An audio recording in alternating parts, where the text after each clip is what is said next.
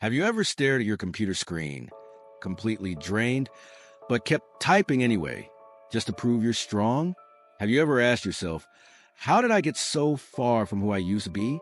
Welcome to Recharge and Reignite, the space where we stop pretending we're fine. This is for anyone who's exhausted from holding it all together, for those who feel burnout but still haven't given up, for those who are quietly searching for a way to feel alive again, but this time without losing themselves in the process. Here, we talk about the things no one talks about: burnout, silence, the first terrifying moment you admit to your boss that you're not okay, and the small, powerful steps it takes to get your energy, your passion, and your sense of self back, not with fake motivation, but with truth, with science, and sometimes with just enough courage to try again. How to talk to your boss about burnout. An unspoken truth everyone knows, but few dare to say aloud. It started with a coffee mug, a chipped, fading one you've used for years, sitting quietly on your desk. One morning, you stare at it, and something about that little crack finally breaks you. Not dramatically, not out loud, just silently internally. You realize you've been running on fumes for months, maybe longer. Now comes the hard part, not surviving the burnout. You've done that, barely. Now you have to tell your boss. But how do you say, I'm not okay, in a world that applauds being overworked? How do you sit across from someone who signs your paycheck and admit that you're drowning? Not because you're incapable, but because the system has been slowly draining you dry. This is a conversation no one teaches you how to have. HR workshops? Nope. Leadership seminars? Forget it. And yet, every day, thousands of workers across the world feel what you're feeling and do exactly what you've been doing, suffer in silence, until one day they don't. Section 1. Burnout is not laziness. It's the body screaming what the mouth can't say. You used to be the first one in and the last one out.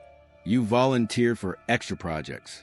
You didn't just meet deadlines. You beat them. People noticed. Your boss noticed. But slowly, things changed. Deadlines became mountains instead of check boxes. Your inbox started to feel like a minefield. And when Sunday rolled around, that sinking feeling in your stomach wasn't just the Sunday scaries. It was dread. You told yourself it was a phase. You told yourself everyone feels this way.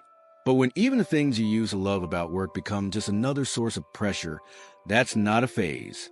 That's burnout, and it's more than mental fatigue. In a 2022 study by Gallup, 76% of employees reported feeling burnout at least sometimes. The World Health Organization has even classified burnout as an occupational phenomenon, not just a personal problem. This is your body's way of waving the white flag. It's not being dramatic. It's not you being soft. It's your nervous system saying, if you keep going like this, something will break. And for many, it does. But before it gets there, before something truly gives, you can step in. And ironically, the first step toward healing might be the scariest one: telling your boss. Section 2. The fear behind the conversation. You already know what you need to say. But let's be honest. You're probably not reading this because you don't know what to say. You're reading this because you're afraid of what might happen after you say it. Will they think you can't handle your job? Will it put a target on your back during layoffs? Will you be passed over for the next promotion? Will your honesty be seen as weakness? These are valid fears, and you're not alone in thinking them. Let's unpack the big three. 1. Fear of judgment. You're afraid your boss will see you differently, less capable, less reliable. But here's the truth. Hiding it doesn't make you stronger. It makes you sicker. 2. Fear of career consequences. What if speaking up costs you your job? It's a harsh reality in some workplaces. But here's a tougher question. What will it cost you if you don't? 3. Fear of vulnerability. Most people have never been taught how to be vulnerable at work. But vulnerability is not weakness. It's clarity. It's trust. And in many cases, it leads to more respect, not less. Real talk. A 2023 Harvard Business Review survey showed that employees who had honest conversations about burnout with their managers were 47% more likely to report feeling supported and seen at work. Still afraid? Good. Fear means you care, but we're going to turn that fear into action. Section 3. Real people, real conversations. Let's look at a few anonymous, real-world examples of people who had this exact conversation with mixed results. Case 1. Samantha, marketing manager, 36. I was terrified to talk to my boss, but I had no choice. I was crying in the bathroom 3 times a week. When I finally said, "I think I'm burned out," she didn't blink. She said, "I've been there." We made a plan together. It was one of the most human conversations I've ever had. Outcome: reduced workload for 3 months, weekly check-ins, now thriving. Case 2. David, software engineer, 29. I told my manager I was struggling. He shrugged and said, "Yeah, everyone's tired." I felt completely dismissed. I started looking for a new job the next day. Outcome: switched jobs 2 months later. Now working somewhere with better support. Case 3. Luis, retail supervisor, 41. I just couldn't fake it anymore. I told my boss I needed time off. He was shocked but supportive. He had no idea I was feeling that way.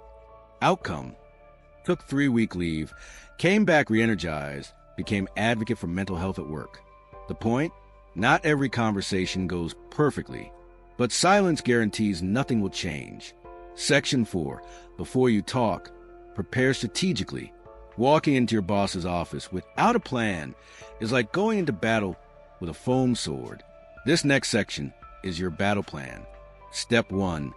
Document your feelings. Yes, literally, write down when you started noticing signs of burnout, how it's affecting your performance, what you've tried to cope, what specific support or change you might need. Step 2. Learn company policy. Some companies offer mental health days, flexible schedules, or EAPs, employee assistance programs. Know what you can ask for before you ask. Step 3. Choose the right time. Don't sprint on them in the hallway or during a team meeting. Book a private time. Ideally, when your boss is under pressure or distracted.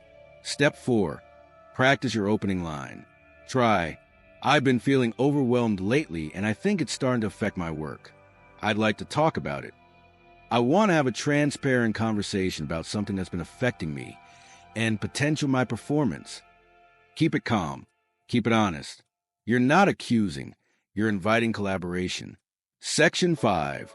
The conversation blueprint. Here's a structure you can follow during the actual conversation. A. Start with facts, not emotions. Example: over the past 6 weeks, I've noticed my productivity slipping. I'm struggling to concentrate and feeling increasingly exhausted. B. Share your self-awareness. I know this isn't sustainable, and I've tried various strategies to manage it, like adjusting my work hours and taking breaks. C. Be honest but solution-oriented. Despite my efforts, I believe I'm experiencing burnout. I'd like to discuss possible ways we could adjust things so I can recover and continue to contribute effectively. D. Offer suggestions.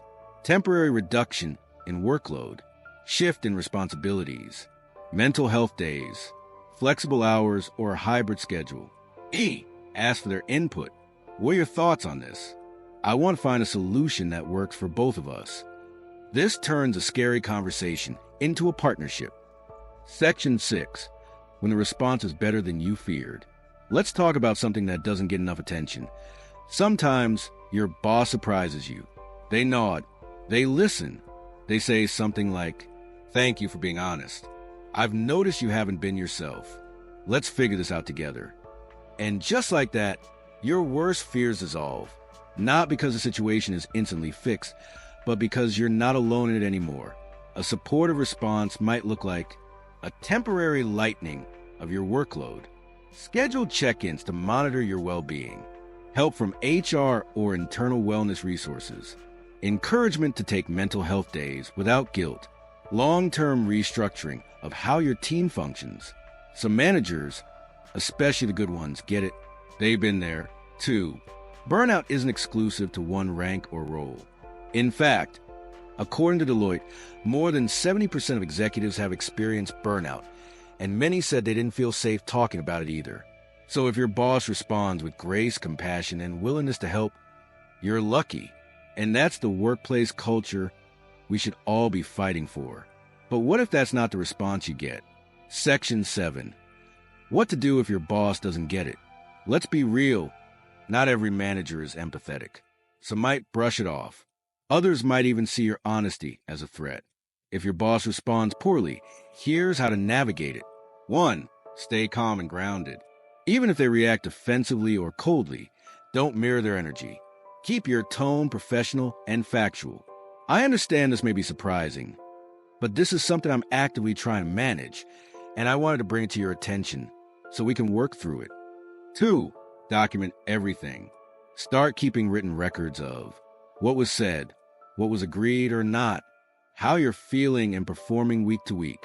This isn't just for protection.